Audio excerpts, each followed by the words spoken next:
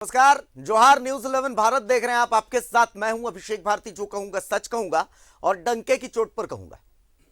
Police जब यह नाम आता है तो असल में होना यह चाहिए था कि हमारे दिमाग में इमेज आनी चाहिए थी सिंघम की, लेकिन ना, हुआ कुछ यूं कि समाज ने एक विलन की इमेज बना दी। जबकि मैं दावा करता हूं कि आपके घर पर अगर कोई मुसीबत आती है तो आप सबसे पहले पुलिस को ही कॉल करेंगे। आपके घर के बाहर एक आदमी हथियार लेकर के खड़ा है, आप क्या उम्मीद करते हैं वो कौन हो? मैं तो यही उम्मीद करता हूं कि वो पुलिस वाला हो। और अगर वो पुलिस वाला नहीं है तो फिर मैं तुरंत पुलिस को फोन करूंगा कि सर मेरी मदद कीजिए, पुलिस मेरी मदद कीजिए। पहला नाम जो याद आता है, अगर चोट लगता है तो या तो माँ बाप याद आते हैं, हम कहते हैं माँ पापा कहते हैं। ठीक उसी तरीके से अगर किसी परेशानी में पड़ते हैं तो हम उसी पुलिस के पास जाते हैं। पुलिस 100 नंबर याद आता है हमें। लेकिन फिर जैसे ही हम घर पहुंचते हैं तो फिर हमारे मुंह से निकलता है पुलिस तो चोर होती है, पुलिस बेकार है, पुलिस करप्ट है। जबकि सच यही है कि इस पुलिस के बगैर हम एक कदम नहीं चल सकते। वो जो खाकी वर्दी पहना आदमी थाने में बैठता है, जो आपके हर दुख में अपना काम छोड़ करके और सबसे पहले वो आ जाता है, क्योंकि यही उसका कर्तव्य है। उसके घर में भी उसका बच्चा इंतजार कर रहा होता है, उसकी पत्नी भी चाहती है कि अच्छे अच्छे रेस्टोरेंट में वो खाकी वर्दी वाला अपनी पत्नी को लेकर के जाए। लेकिन 2-2, 3-3 साल तक उस आदमी की तनख्वाह नहीं मिलती और आप उसके चेहरे को देख करके बता नहीं सकते हैं कि उसे तनख्वाह नहीं मिली है। आज का जो मैं मुद्दा उठा रहा हूं, यह मुद्दा उठाना बेहद जरूरी है। 2 मौतें, एक लालजी यादव 2012 बैच के दरोगा थे। वो 2012 बैच, यानी बहुत ज्यादा नौकरी अभी की नहीं थी उन्होंने, बहुत सारे सपने पाले होंगे उनके घर वालों ने, उन्होंने भी। लेकिन आखिर ऐसा कौन सा प्रेशर था जिस कारण उन्होंने आत्महत्या कर ली? और ऐसे ही बहुत सारे केसेस आते हैं सामने। आज बात उन्हीं की होगी और डंके के चोट पर होगी।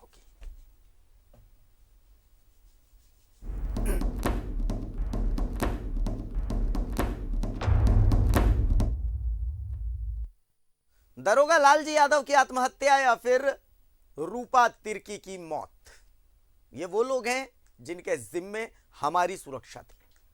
हम जानते हैं आप ये सवाल उठाएंगे कि हर रोज तो झारखंड में कई कई लोग आत्महत्या कर लेते हैं, तब तो आपके अंदर का इंसान नहीं जागता, आप तब सवाल क्यों नहीं करते? मैं आपको फिर बता रहा हूं, यहां पर बैठ करके बता रहा हूं, डंके की चोट पर बता रहा हूं कि आत्महत्या करने वाले से हमारी कोई सिंपैथी नहीं है। लेकिन इस बात को तो समझना होगा कि वो कौन सी प्रेशर है जिस प्रेशर के दब करके एक आदमी आत्महत्या पर मजबूर हो रहा है। और खास करके पुलिस की टफ ट्रेनिंग लेने के बाद अगर कोई शख्स टूट करके आत्महत्या कर लेता है, तब तो इस पर सवाल उठता है कि आखिर वो शख्स क्यों हार रहा है मौत से अपनी बाजी। वो शख्स जिसने कसम ही खाई हो कि भाई मुझे रोज मौत से पंजा लड़ाना है, वो शख्स अगर थाने में आत्महत्या कर ले, ये सोचने की बात है गुरु की कहीं ना कहीं कुछ ना कुछ तो सही नहीं चल रहा है। मैं अक्सर कई पुलिस वालों से मिलता हूं, पुलिस अधिकारियों से मिलता हूं, सालों साल से जिनका प्रमोशन रुका हुआ है, सालों साल से अपने परिवार को लेकर के वो कहीं छुट्टी मनाने के लिए नहीं जा चुके गए हैं। अरे भाई, एक आदमी सरकारी नौकरी, अच्छी नौकरी क्यों करता है? सेवा देश की हो, राज्य की हो, सारी बातें हैं, लेकिन कहीं ना कहीं तो ये भी होता है ना कि उसके अंदर का एक इंसान है जिसका अपना परिवार है, उस परिवार को वो सुख दे सके। सिंपल सी चीज है, उसके अंदर भी एक इंसान होता है। आज बात उसी इंसान की होगी। एक छोटी सी रिपोर्ट है कि आखिर वो कौन सा प्रेशर है जिस प्रेशर में दब रहे हैं पुलिस वाले। हमारी इस रिपोर्ट में देखिए। सीनियर का प्रेशर, जूनियर का प्रेशर, तनख्वाह बढ़ाने का प्रेशर, प्रमोशन पाने का प्रेशर, छुट्टी लेने का प्रेशर, छुट्टी देने का प्रेशर, पब्लिक का प्रेशर, पॉलिटिशियन का प्रेशर, ईमानदारी का प्रेशर, इंसानियत का प्रेशर। Pressure pressure pressure. हमें खाकी वर्दी वाला दिखता है, पर इस खाकी वर्दी वाले का दर्द नहीं दिखता।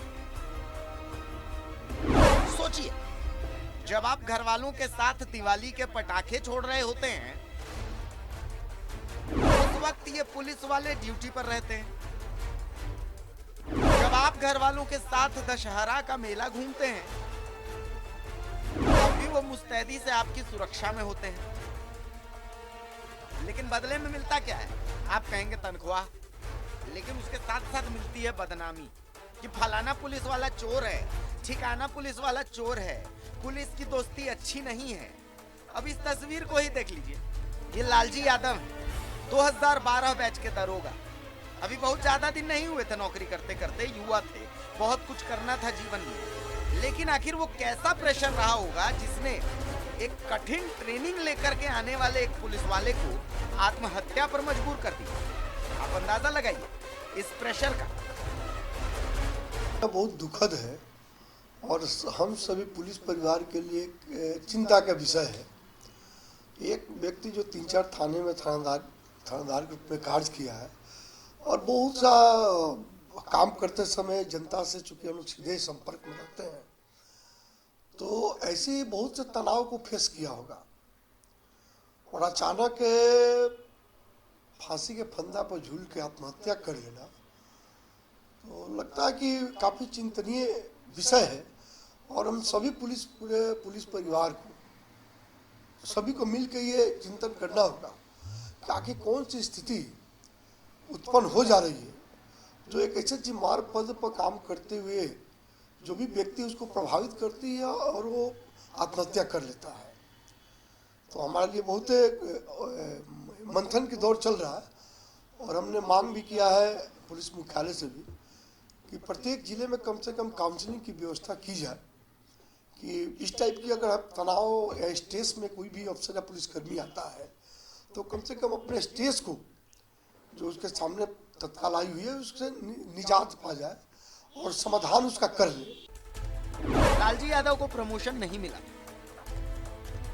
2 साल से तनख्वाह नहीं मिली।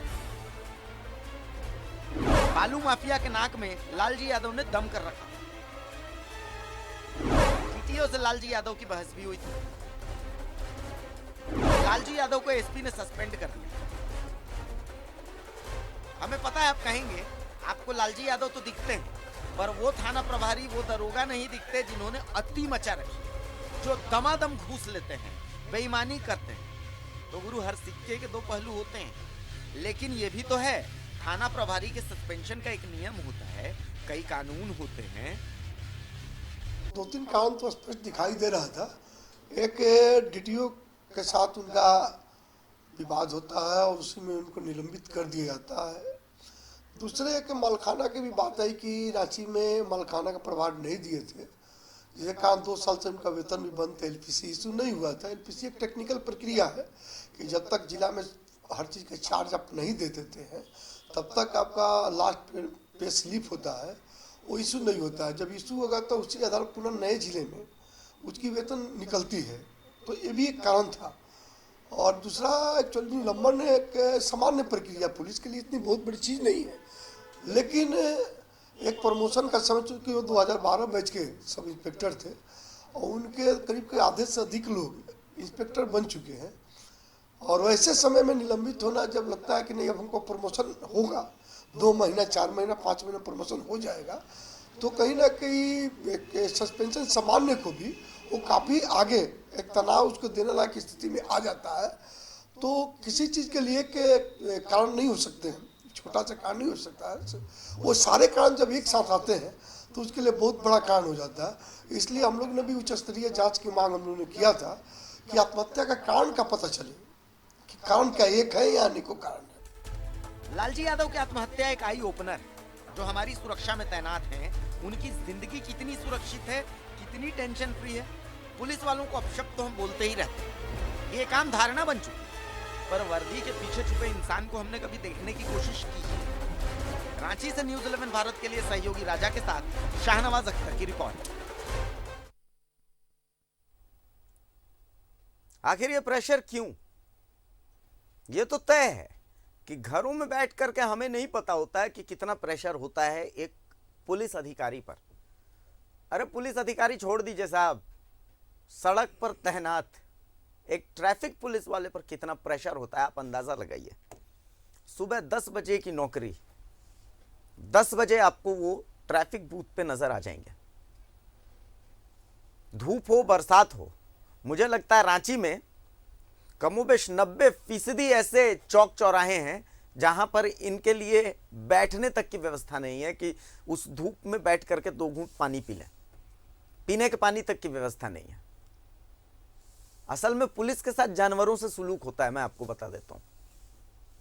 एक 2 कौड़ी का आदमी जिसकी औकात कुछ नहीं है, जिसको हम गुंडा कहते हैं, वो धमकी दे करके निकल जाता है। अरे उसकी बिसात क्या है उस शख्स के सामने जो पूरे दिन मेहनत कर रहा है, लोगों की सेवा कर रहा है। लेकिन नहीं, वो सब चीजें हमें नहीं दिखती। हमें दिखती क्या है? हमें दिखती हैं घूस लेता पुलिसकर्मी, विलन पुलिसकर्मी, सिर्फ यही तो दिखती है हमें। आप ही बोलिए, कभी आपने शुक्रिया कहा है कि इसी पुलिसकर्मी को? नहीं कहा होगा। नतीजा यही होता है। लालजी यादव, जिनको अभी पूरी जिंदगी जीनी थी, लेकिन थक हार करके इस सिस्टम के प्रेशर के आगे नतमस्तक हो जाते हैं वो लोग। देखिए मेरा पैनल मेरे साथ है। मेरे साथ योगेंद्र सिंह साहब हैं, झारखंड पुलिस एसोसिएशन के अध्यक्ष। मेरे साथ राकेश पांडे साहब हैं, अध्यक्ष झारखंड पुलिस मेंस एसोसिएशन से। मेरे साथ धर्मेंद्र सिंह साहब हैं, जिनका ताल्लुक झारखंड पुलिस एसोसिएशन से है। और मेरे साथ डॉक्टर नीना अग्रवाल हैं, जो कि मनोचिकित्सक हैं। हम क्या सोचते हैं, क्या समझते हैं, हमारे रिएक्शंस क्या होते हैं, इन सब को बहुत करीब से देखती हैं, मानव जीवन को बहुत करीब से देखती हैं डॉक्टर नीना अग्रवाल। मैं सब लोगों के पास आऊंगा। मैं सबसे पहले योगेंद्र सिंह साहब के पास आ रहा हूं। योगेंद्र सिंह साहब, माफ कीजिएगा, दुख हो रहा है, आप पुलिस एसोसिएशन से ताल्लुक रखते हैं, लेकिन मेरा सवाल इतना ही है, police is equal to villain, यही एक मेंटेलिटी बना दी गई है। कभी ये एक आम आदमी कभी ये देखने की कोशिश ही नहीं करता। मैं एक सिंपल सा, एक छोटा सा उदाहरण देता हूं। एक छोटा कोयला लदा एक ट्रैक्टर अगर पुलिस पकड़ लेती है, तो मतलब उसके पास किसका किसका फोन आता है, आप सोच लीजिए। एक जो थानेदार होता है, मैं कहता हूं कि नियम और कानून की एसपी से ज्यादा जानकारी उस थानेदार को होती है, और जमीन से वो ज्यादा जुड़ा होता है, और प्रेशर भी उसके ऊपर ज्यादा होता है। और इतने प्रेशर के बावजूद न छुट्टी, न तनख्वाह, न प्रमोशन, तो आदमी करेगा क्या? लालजी यादव की जो मौत है, इसको सुसाइड कह के फाइल बंद कर देना, असल में लालजी यादव के साथ अन्याय होगा। दिस इज अ मर्डर, और इनका मर्डरर है ये प्रेशर। वो प्रेशर, जिस प्रेशर से वो जूझ रहे थे। क्या मेरी बात से आप मेरी बात से इत्तेफाक रखते हैं, या मैं गलत बोल रहा हूं तो मुझे सही कर दीजिए। योगेंद्र साहब, देखिए, लालजी यादव की जो मौत हुई है, ये बहुत हमारे लिए दुखद है और चिंतनीय है। एक पुलिस पदाधिकारी 2012 में अच्छी ट्रेनिंग, प्रशिक्षण प्राप्त करके, क्योंकि पुलिस की ट्रेनिंग बहुत टफ दी जाती है, और हर टाइप से जो आपका प्रेशर है, टेंशन है, उसको रिलीज करने के लिए भी ट्रेनिंग प्रशिक्षण में वो प्रशिक्षित किया जाता है कि अगर हम प्रेशर में हैं तो उसको कैसे हमें प्रेशर को रिलीज करें। इसके बावजूद भी 9 साल नौकरी वो व्यक्ति किया, रांची में भी किए हैं, पलामू में अभी कर रहे थे। और उसके बीच एक दिन ऐसा आता है जब वो व्यक्ति फांसी के फंदे से वो झूलने के लिए मजबूर होता है। शौक से कोई फांसी नहीं लगाता है। हम लोग को सोचना चाहिए कि हम लोग सभी का परिवार है, एक समाज है, एक जीवन हम सब जी रहे हैं, लेकिन अचानक ये बात आती है कि नहीं, अब हमको नहीं जीना है। तो एक्चुअली हम लोग उच्च स्तरीय जांच की हम लोगों ने मांग किया है, इसी के लिए कि क्यों आखिर व्यक्ति ये सोच लिया कि हमको जीना नहीं है। तो ये इसके बावजूद भी तरह तरह के जो उनके सामने तनाव आए होंगे, एक दो तनाव से सामने हम लोग चलिए वहाँ गए थे नवा बाजार थाने पर। क्या दिखा वहां पर, क्या मतलब बातचीत में क्या सामने आया? सभी पुलिस कर्मियों से हम लोग ने बारी बारी से उनके संबंध में बात किया। बात आई कि 5 तारीख को वहाँ के DTO साहब कुछ डंपर पकड़ के वहाँ दिए कि यहाँ गाड़ी को लगा दीजिए। उसका ये कहना था, चूंकि 1 महीना पहले वहाँ से डंपर एक्चुअली लगाए थे, भाग गया था। वो जोग्राफी ये है कि एक छोटा सा नाला है, उसके उस पर थाना, इधर नाला के इस पर गाड़ी लगता था। जो लोगों ने बताया हम लोग को, जो आज तैनात जो भी पुलिसकर्मी है या अफसर है, लोग जो बताए, उनका ये कहना था कि गाड़ी को आप अंदर कर दे ताकि वो गाड़ी भागे नहीं। अब उसी बीच दोनों लोग के बीच बात होती है और फिर डिटेक्टिव साहब का कुछ ईगो टच किया होगा, नो डाउट। ईगो बहुत मतलब हम लगता है कि हम लोग में इतने ईगो हाई है और तक कहीं ना कहीं काम को जो होना चाहिए मतलब उसको ब्रेक करता है। ईगो उतना नहीं रखना, काम से मतलब रखना चाहिए। तो उनको कुछ लगा उनकी बात से कि मतलब हमारी बात को नहीं मान रहे, उनके द्वारा रिपोर्टिंग किया गया, ठीक है काम है। उसके बाद डीएसपी साहब भी आते हैं, गाड़ी रखी जाती है, फिर अब जिस कारण से हो उन पर रिपोर्ट कर दिया जाता है और वो निलंबित हो जाते हैं। स्वाभाविक प्रक्रिया है, लेकिन मेरा ये कहना है कि एक निलंबन भी एक प्रोसेस है, एक निलंबन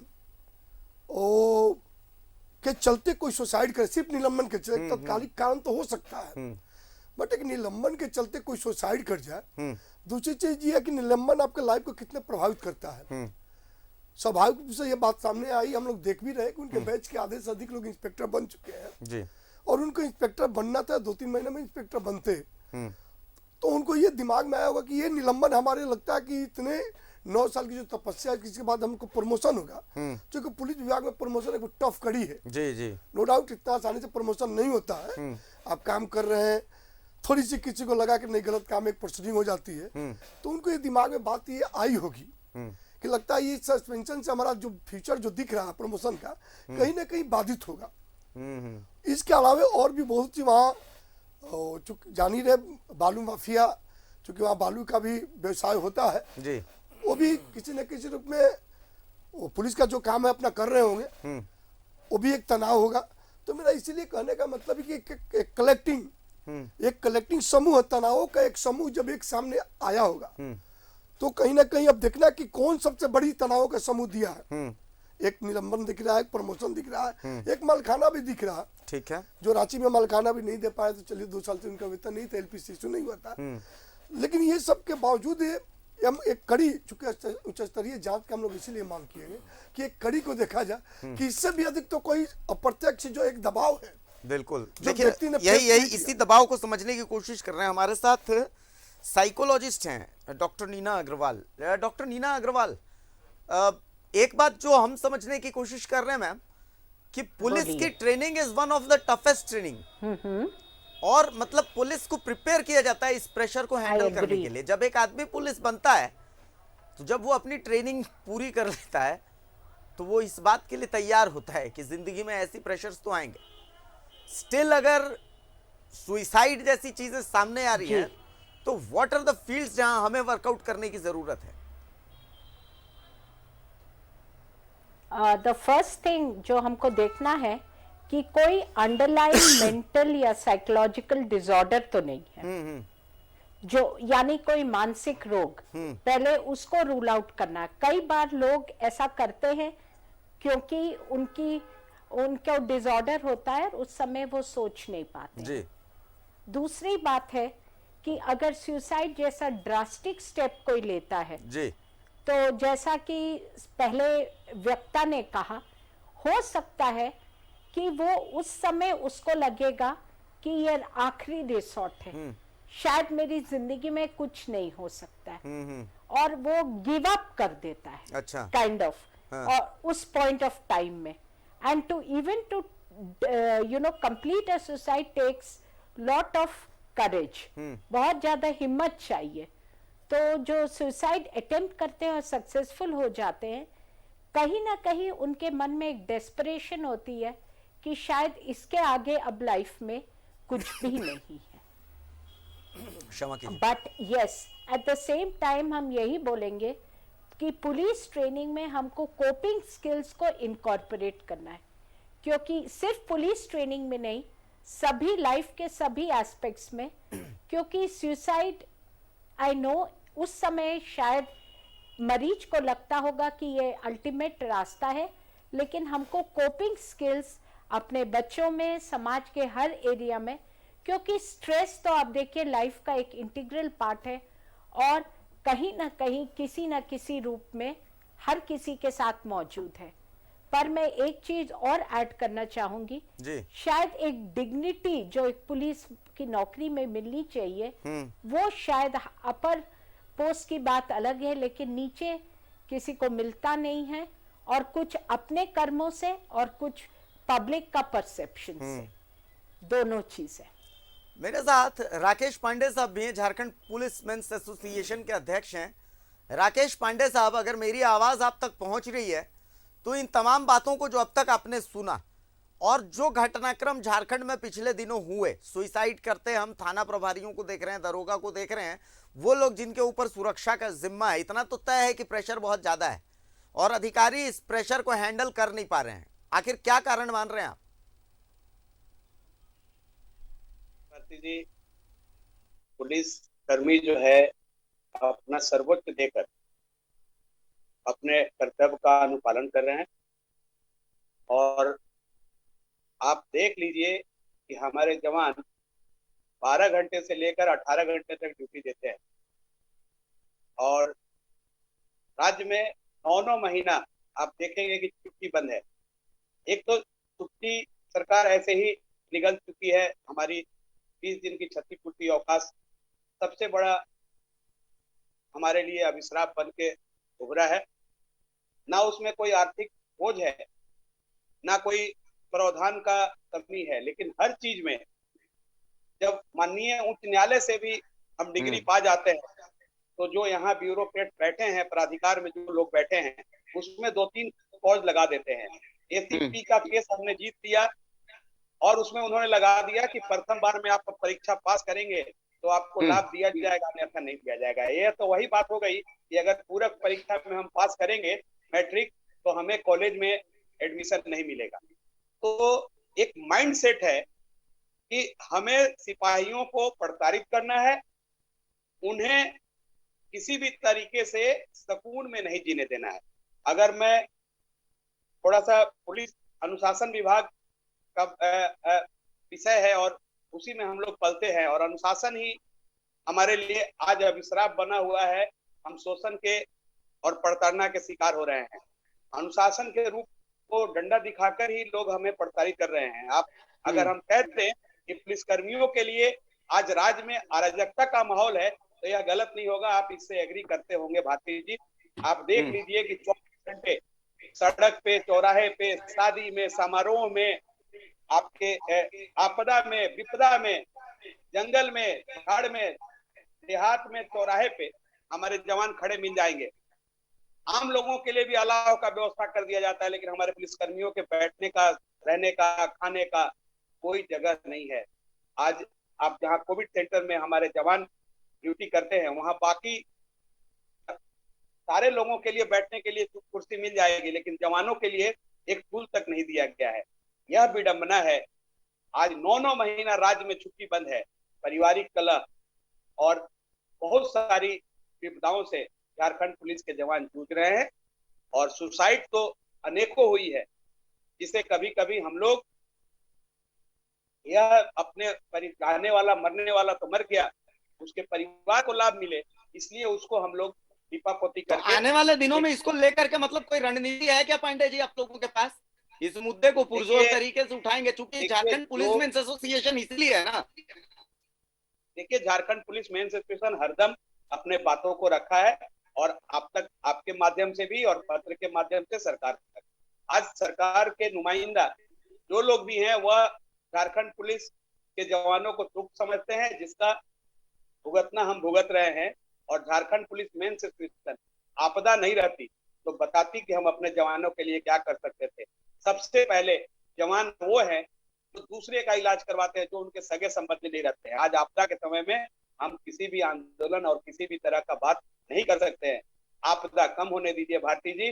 जवानों का जो शोषण है वह आखिरी चरम पे है। बहुत जल्द इस पे ठोस कदम उठाई जाएगी, और प्राधिकार के जो नुमाइंदे हैं जो गलत फिगर सरकार और गृह मंत्री और मुख्यमंत्री जी को दे रहे हैं, वह बहुत ही अफसोस करेंगे कि जवानों के साथ इस तरह का भेदभाव नहीं करना चाहिए। आज हमारे लोग वैसे हो गए हैं कि बीमार होकर भी वह ड्यूटी दे रहे हैं। अपने बच्चों से 9 महीना 10 महीना दूर रहकर ड्यूटी दे रहे हैं। अब बताइए कि पारिवारिक कलह होगी कि नहीं होगी। दूसरा कि जिस बैरक में हम रहते हैं, अगर 4 दिन आम शहरी वहां रह ले तो वैसे ही बीमार हो जाएंगे।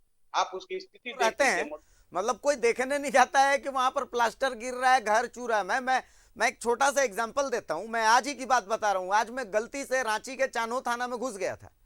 उसी थाने में वहां पर मतलब जो प्लास्टिक वाला एस्बेस्टस होता है उसका बना दिया गया है किसी तरीके से, और जो पुराने क्वार्टर से वो तो है ही, वो क्वार्टर कब धंस जाएंगे, कब क्या हो जाएगा, किसी को नहीं पता। तो एटलीस्ट जिनकी सुरक्षा का जिम्मा, जिनके पास सुरक्षा का जिम्मा राज्य का है, वो किस हालत में जी रहे हैं, ये देखने का जिम्मा किसका है? योगेंद्र सिंह साहब,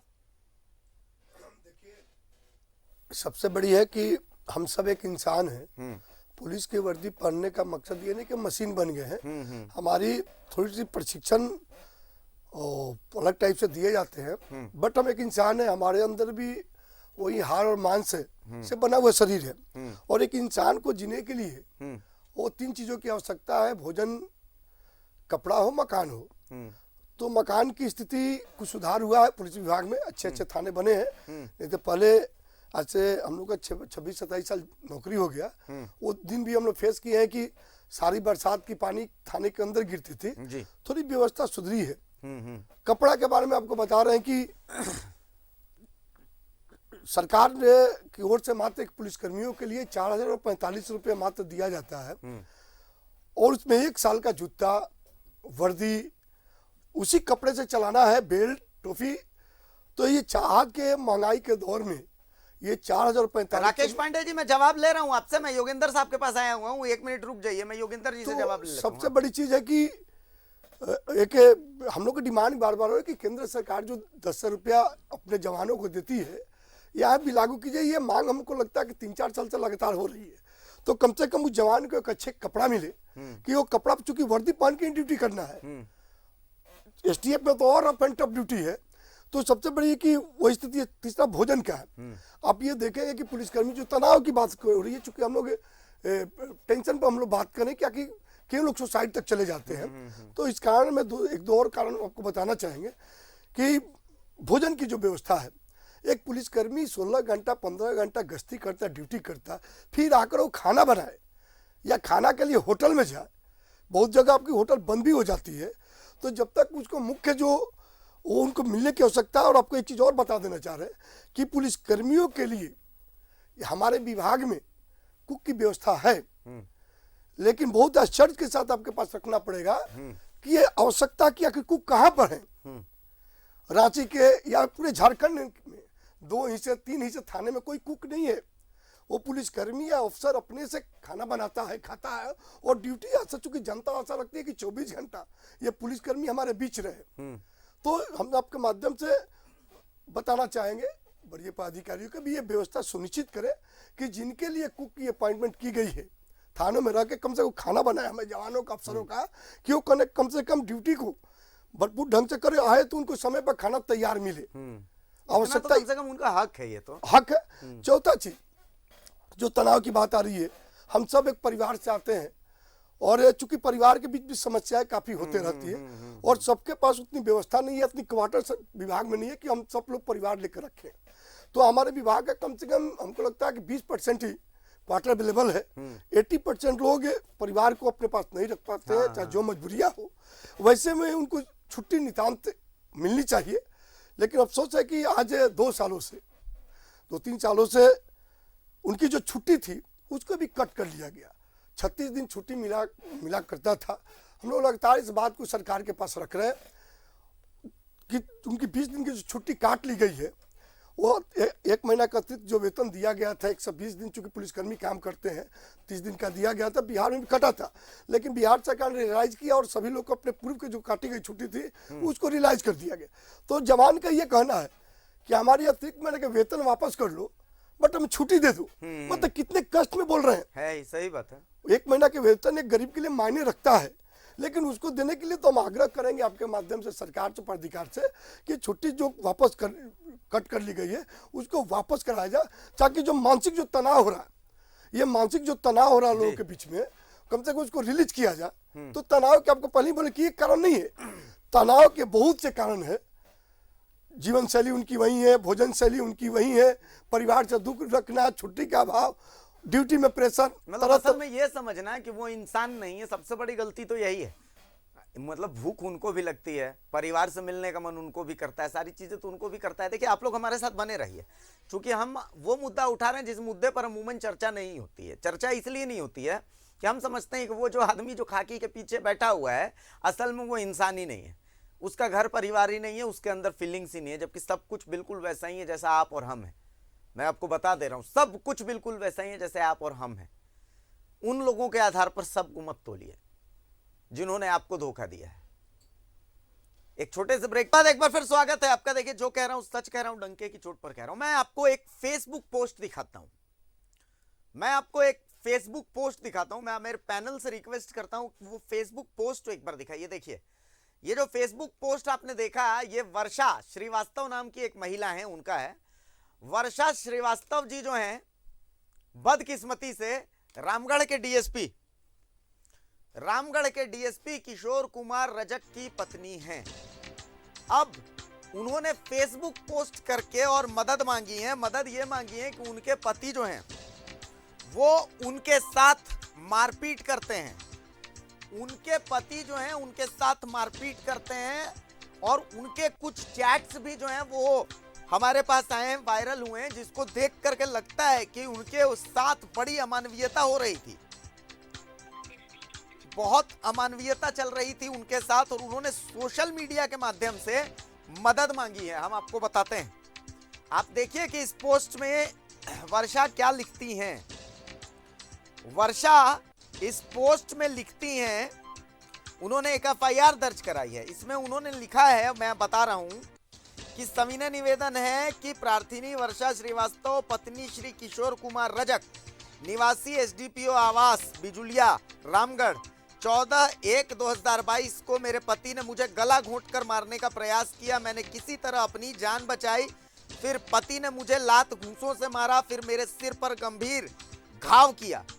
इस तमाम चीजों को जब आप सुनते हैं तो क्या लगता है? आप देखिए हमारा पैनल हमारे साथ है, हमारे साथ पुलिस एसोसिएशन से भी सदस्य हैं और हमारे साथ साइकोलॉजिस्ट भी हैं। मैं एक बार समझने की कोशिश करता हूं। सबसे पहले हमारे साथ नीना अग्रवाल जी के पास मैं आ रहा हूं। नीना जी, एक डीएसपी रैंक के अधिकारी की वाइफ जो है वो सोशल मीडिया पर पोस्ट करके मदद मांग रही है कि भाई कोई मेरी मदद कीजिए, मेरे साथ अत्याचार हो रहा है, मेरे पति मुझे मारते हैं, पीटते हैं। तो मैं इसे ब्रॉडर सेंस में देख रहा हूं। क्या आप भी इसे, जो छुट्टियां नहीं मिलती, जो हम प्रेशर की बात कर रहे हैं, जो टेंशन की बात कर रहे हैं, उसी से जोड़ करके देखती हैं? नहीं, ये एक डोमेस्टिक वायलेंस का केस है। अच्छा। और प्रेशर या छुट्टियां नहीं मिलना या तनाव हो सकता है, इस चीज को थोड़ा सा बढ़ा सकता है, लेकिन ये अपने आप में डोमेस्टिक वायलेंस है और ये शुरू से ही होता रहा होगा। लेकिन हाँ, तनाव के कारण ये बढ़ गया होगा, जैसा आप बोल रहे हैं कि छुट्टियां नहीं मिलना या वर्किंग आवर्स जो आउट ऑफ द ब्लू है। लेकिन सिर्फ इसके कारण डोमेस्टिक वायलेंस कम होता है। योगेंद्र सिंह साहब, तनाव के कारण किसी भी तरह से हमारे पास तनाव का जो है प्रकट होना is how it can come in various forms. बिल्कुल बिल्कुल। And maybe domestic violence is a part of it. मैं एक बार योगेंद्र जी के पास आ रहा हूँ। योगेंद्र जी, इस चीज को कैसे देखते हैं आप? मतलब इसमें भी देखिए पुलिस एसोसिएशन की, इसमें भी झारखंड पुलिस एसोसिएशन को ऐसे मामलों में भी हस्तक्षेप करना ही पड़ेगा। देखिए, मैडम की बातों से मैं सहमत हूँ। ये कंप्लीट एक घरेलू हिंसा है, इसमें दो मत नहीं है। क्योंकि कहीं ना कहीं हर जगह जो मैडम बोली कि तनाव एक पार्ट उसमें हो सकता है, बट एक कंप्लीट। मेरे साथ अभी वर्षा श्री जी जुड़ी हुई हैं। वर्षा मैम, मैं न्यूज़ 11 भारत से अभिषेक भारती बोल रहा हूं मैम। वर्षा श्री जी अभी लगता है वो बात करने की स्थिति में नहीं है। मैंने उनसे फोन पर कई बार संपर्क करने की कोशिश की है। वर्षा श्री जी, मैं न्यूज़ 11 भारत से अभिषेक भारती बोल रहा था। न्यूज 11 भारत से अभिषेक भारती बोल रहा था मैम। मैम आपने एक एफआईआर दर्ज करवाई है, उसके संबंध में आपसे बातचीत करनी थी। आप न्यूज चैनल पर लाइव हैं, पूरा झारखंड आपको सुन रहा है मैम। आपने मदद मांगी थी और मदद करने के लिए पूरा झारखंड आपके साथ खड़ा है मैम। पूरा मामला हमें बताएंगे, हुआ क्या है? अब आपको क्या बताऊं, मैं आए दिन मेरे साथ मारपीट होती है, रोज होता है। मैं कभी बोलती नहीं हूँ, मेरे ऊपर झूठे आरोप प्रत्यारोप लगाए जाते हैं। पर डे का हाल है, जब तक मैं घर में हूँ, मार खा रही हूँ और चुप हूँ, तो मैं बहुत अच्छी हूँ। और अगर मैं मार खा खा के किसी दिन मर जाती हूँ तो मेरा क्या होगा? आप ये बताइए कि मेरे बच्चे की परवरिश कौन करेगा? बिल्कुल सही बात है मैम। मेरे पति के 10 मैसेजेस ऐसे हैं जिसमें उन्होंने साफ तौर पे मुझसे माफी मांगी है और ये कहा है कि माफ कर दो, दोबारा मैं मारपीट नहीं करूंगा। मैम लेकिन हम जिस किशोर कुमार रजक साहब को जानते हैं, डीएसपी किशोर कुमार रजक साहब, तो वो तो एक ऐसे आदमी है जो संविधान के प्रेमी है, बात बात पर संविधान का उदाहरण देते हैं और तमाम चीजों की बात करते हैं। हाँ, तो आप उनसे पूछिए ना कि वो संविधान के प्रेमी है तो संविधान का पालन क्यों नहीं कर रहा है? हम भी तो संविधान के प्रेमी हैं, हम तो एक एडवोकेट है। हाँ, पूरा झारखंड आश्चर्यचकित है मैम कि आपके जैसी, और आप इतने साल से ये चीज सह रही थी, ये बड़ा आश्चर्य की बात है मैम। मैं बेइंतहा सह करके मैं बहुत तंग आ चुकी हूँ। अच्छा। मैं इतना मार खाई हूँ कि मेरा दायां आँख की रोशनी चली गई है, मेरे दाएं कान से सुनाई नहीं दे रहा है, भयंकर इंजरी मेरे सर पर हुई है। ठीक है, और अब मैं, अगर मान लीजिए इस तरह का कोई घटना मेरे साथ घटित होता है, मारा जाता है, तो कल दिन मैं मर जाती हूँ तो मेरे बच्चे की परवरिश कौन करेगा? बिल्कुल सही बात है, ये तो सवाल है। और दूसरी बात यह है कि आप मार खाएंगे क्यों? किसी को अधिकार नहीं है ना एक बहन को मारने का, एक पत्नी को मारने का। मेरे पति मुझ पर आरोप लगाते हैं कि मैं उनके साथ मारपीट करती हूँ। आप ये बताइए कि क्या एक महिला, एक पुलिस अधिकारी जो कि एक हैवी ट्रेनिंग किया हुआ है, उसको मार पाएगी? संभव है? बिल्कुल बिल्कुल, ये तो संभव ही नहीं है। बिल्कुल। और क्या उनका आरोप ये रहता है कि मैं बच्चे की परवरिश नहीं करती हूँ, तो 24 घंटा वो ड्यूटी करते हैं, बच्चे को कौन देखता है? बिल्कुल सही बात है मैम। तो अब लेकिन ये है कि अब चूंकि आपने इतनी बड़ी बात बोल दी, अमूमन हमारे भारतीय समाज में एक पत्नी अपने पति के खिलाफ मुखर होकर के इतना बोलती नहीं है, तो अब तो ये आपने बिगुल बजा दिया है। बहुत ज्यादा सहली ना मैं, बहुत ज्यादा सहली भाई साहब, इतना ज्यादा नहीं सहन किया जाता है। एक तो देखिए, मैं कास्टिज्म मानती नहीं, अगर मानती तो मैं इनसे शादी करती नहीं। जी जी, बिल्कुल सही बात है, ठीक है। एकदम सहमत हूं। यही मुझ पर बोलने लगते हैं कि मैं तुमसे शादी, जब मैं कहती हूँ कि तुमने मुझसे शादी क्यों किया था, इस तरह परेशान करने के लिए, बिल्कुल, तो मुझे कहते हैं कि तुम लोगों ने मुझे हम लोगों को 100 साल से ज्यादा समय से प्रताड़ित किया, उसी का बदला लेने के लिए मैं शादी किया। तो बोलिए कि संविधान में कहाँ लिखा हुआ है? अब मैं निरुत्तर हो गया हूँ, मेरे पास कोई मतलब जवाब ही नहीं है इस बात का। ये तो आप बताइए ना, हम किस सवाल आयोग में जाएं या किस SC आयोग में जाएं? हम हमें बताइए। बहुत बड़ा आपने सवाल कर दिया है। ये सवाल कई लोगों के मुंह पर एक करारा तमाचा है मैडम, जो आपने सवाल कर दिया है। हमारे लिए स्वर्ण आयोग खोलिए ना भाई, ST आयोग के साथ साथ। हम तो ST को बुरा अगर मानते तो SC से शादी नहीं करते। अपना सब कुछ अर्पित कर दिया और उसके बदले में ये मिलता है, तो मन धन सब समर्पित कर चुकी हूँ। उसके बाद अगर कोई व्यक्ति ये कहता है तो उसकी मानसिकता पे मैं क्या कहूँ कि वो क्या बाबा साहब अम्बेडकर जी के जो महिलाओं के लिए इतना लड़े हैं, जिनकी मैं पूजा करती हूँ, बाबा साहब अम्बेडकर जी, बिल्कुल, जिन्होंने महिलाओं को अधिकार दिलाया है जी, वो महिला आज सवर्ण और SC और ST में बट के रह गई है क्या? मैम और कोई हो नहीं हो, ये भाई आपके साथ खड़ा है और कुछ लोग और हैं हमारे साथ स्टूडियो में, वो लोग आपके साथ हैं। आपकी आवाज को हम पुरजोर तरीके से उठाएंगे। मैम बहुत शुक्रिया कि आप हमारे साथ जुड़ी। और कोई अगर कोई मांग है, कुछ बात है, राज्य के मुख्यमंत्री भी इस कार्यक्रम को देखते हैं, कुछ कहना चाहती है तो जरूर बोल दे मैम। मुख्यमंत्री जी से यही कहूंगी कि देखिए, हमको अपनी बेटी जैसा ही समझे। मेरे माँ पिताजी नहीं है जी, और मुख्यमंत्री ही जो होते हैं वही माँ बाप होते हैं। तो एक पिता होने का कर्तव्य निभाएं, अपनी बेटी की सुरक्षा करें, रक्षा करें। चलिए, बहुत शुक्रिया वर्षा जी, बहुत शुक्रिया। ये भाई आपके साथ खड़ा है और हम देखते हैं कि झारखंड की पूरी जनता जो है वो भी आपके साथ खड़ी रहेगी। बहुत शुक्रिया आपका वर्षा जी। देखिए योगेंद्र जी, तमाम बातें आपने सुन ली, बहुत सारी बातें, बहुत सारी चीजें आपने सुन ली। योगेंद्र सिंह साहब इसको कैसे देखते हैं आप बताइए? एक भाई से उन्होंने मदद मांगी, देखिए मैंने अपने भाई होने का कर्तव्य निभाया, उनकी आवाज को पुरजोर तरीके से उठाया है। आपसे भी वो उम्मीद करती है बहुत सारे, बहुत ज्यादा। नहीं, बस वर्षा जी को मैं ये कहना चाहूँगा कि संविधान में कोई लिंग भेद नहीं है कि कोई पुरुष है कोई स्त्री है तो उसके साथ भेदभाव किया जाए। और उनके द्वारा अपने बातों को चूँकि FIR करा दिया गया है, जैसा लगता है पत्र हमने देखा तो हिंदुस्तान के कानून में कोई भेदभाव भी नहीं है जी। और ये अपना कार्रवाई जांच एजेंसी करेगी और उनको विश्वास होना चाहिए हिंदुस्तान के कानून में कि हम या कोई भी व्यक्ति कितना भी ऊंचे पद पर क्यों ना हो, अगर उस कानून को तोड़ेगा तो कानून अपना काम करेगा और कठोरता के साथ काम करेगा, क्योंकि नारी को उनका अधिकार मिलना ही चाहिए। और अधिकार भी है गांव में रहने और अबला किस्म का हम लोग मैं जो चैट्स देख रहा हूं, मैं आपको वो चैट आपको मतलब पढ़ के बता देता हूं, छोटी सी बात है, मैं पढ़ के सिर्फ आपको बता देता हूं तो आपको समझ में आ जाएगा। हालांकि पति पत्नी के बीच की बात है देखिए, लेकिन आज इसको पढ़ना बेहद जरूरी है। उनकी वाइफ लिख रही हैं, जहां से मेरे पास चैट है, कि तुमने ये तक नहीं पूछा कि दवा चाहिए या नहीं चाहिए, मुझसे अच्छी तो वो कांस्टेबल है जिसको तुम 10 बार पूछते हो कि खाना खाओ, दवा दिलाओ। मुझसे चिल्लाकर बात करना, हिंसा करना छोड़ दो, मैं तुम्हारी गुलाम नहीं हूं, इंसान हूं। अगर बदतमीजी से बात करना है, हिंसा करना है तो 1,00,000 बार बोल रही हूं, बात मत करो मुझसे, लॉकडाउन का फायदा मत उठाओ। तो एसडीपीओ साहब का जो जवाब है वो भी सुन लीजिए। मैंने तो तुमको बोला था मुझे बच्चा नहीं चाहिए, मैं अब बच्चे का खर्च नहीं उठाऊंगा, तुम पैदा की हो, खर्च करो। किस मेंटलिटी का आदमी ये जवाब दे सकता है? धर्मेंद्र साहब, आप बहुत देर से कुछ मतलब मैंने कोई सवाल नहीं किया, एक आम आदमी की तरह बताइएगा।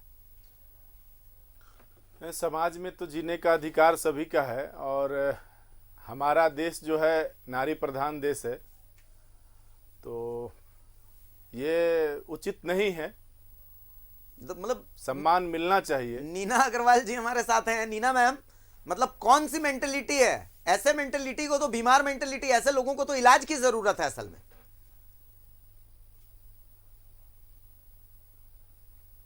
डोमेस्टिक वायलेंस, जैसा कि पहले मैंने कहा, ये आपको हर प्रोफेशन में मिलेगा।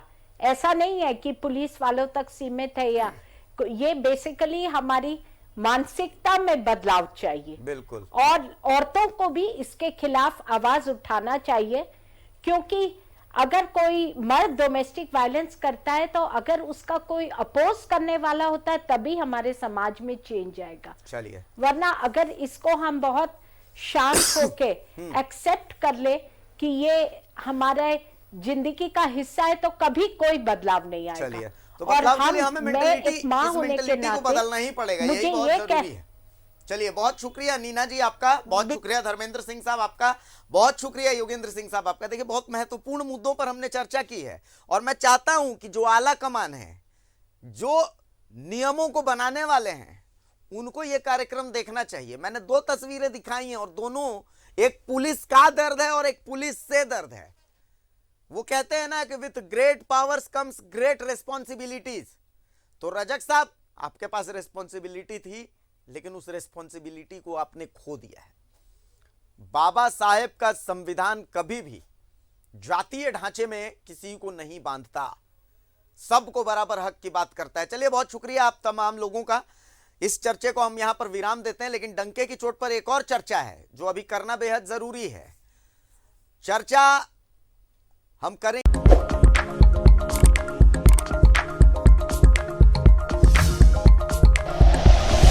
Like and share videos, subscribe करें हमारा चैनल और प्रेस करें बेल आइकॉन। News 11 भारत, सच है तो दिखेगा।